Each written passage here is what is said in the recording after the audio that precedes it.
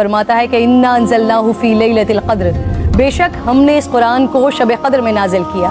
वमा अदराका मा लैलतुल क़द्र, और आपको क्या मालूम कि शब क़द्र क्या है।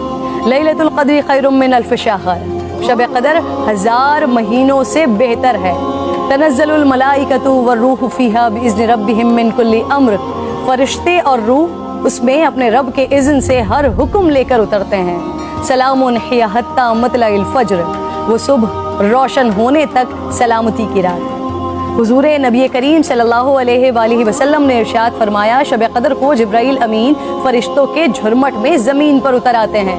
वो हर उस शख्स के लिए दुआएं मग़फ़िरत करते हैं जो खड़े बैठे किसी भी हाल में अल्लाह रब्बुल जलाल को याद कर रहा हो। हज़ारों महीनों से अफजल इस रात के अता करने के पीछे भी एक राज है। रसूल पाक सल्लल्लाहु अलैहि वसल्लम को साबिक़ा लोगों की उम्रों पर आगाह फरमाया गया, तो आपने उनके मुकाबले में अपनी उम्मत के लोगों की उम्र को कम देखते हुए ये ख्याल फरमाया कि मेरी उम्मत के लोग इतनी कम उम्र में साबिक़ा उम्मतों के बराबर अमल कैसे कर सकेंगे।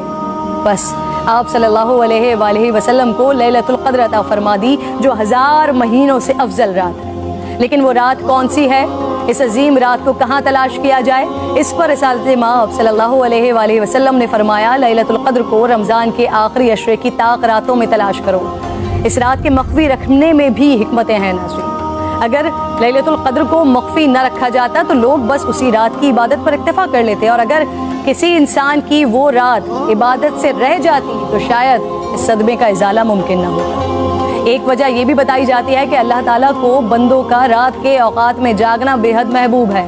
इस तरह बंदे 5 ताक रातों में जाग कर अपने रब को मना सकें। और एक वजह गुनहगारों पर शफकत भी हो सकती है, क्योंकि अगर इल्म के बावजूद उस रात में गुनाह सरजद होता तो उससे लैलतुल क़द्र की अज़मत मजरू करने का जुर्म भी लाजिम आता। आप सल्लल्लाहु अलैहि वसल्लम ने फरमाया, जिस शख्स ने शब क़द्र में अजर व सवाब की उम्मीद से इबादत की, उसके साबिक़ा गुनाह माफ़ कर दिया जाता है। मेरी बात नाज़रीन बहुत तवील हो रही है, मैं बस आखिर में आज की रात तमाम मुसलमानों को हज़रत बहलूल दाना का एक वाक़या सुनाना चाहती हूँ, जिसके बाद शायद कहने को फिर कुछ नहीं रह जाता। एक दिन बहलूल बाज़ार में बैठे थे। किसी शख्स ने पूछा, क्या कर रहे हैं? आपने फरमाया, अल्लाह रब्बुल जलाल और बंदों की सुलह करवा रहा हूँ। उस शख्स ने पूछा, फिर क्या बना? आपने फरमाया, अल्लाह तो मान रहा है, बंदे नहीं मान रहे। अल्लाहु अकबर। फिर कुछ अरसे बाद उसी शख्स ने हज़रत बहलूल दाना को कब्रिस्तान में देखा तो पूछा, क्या कर रहे हैं?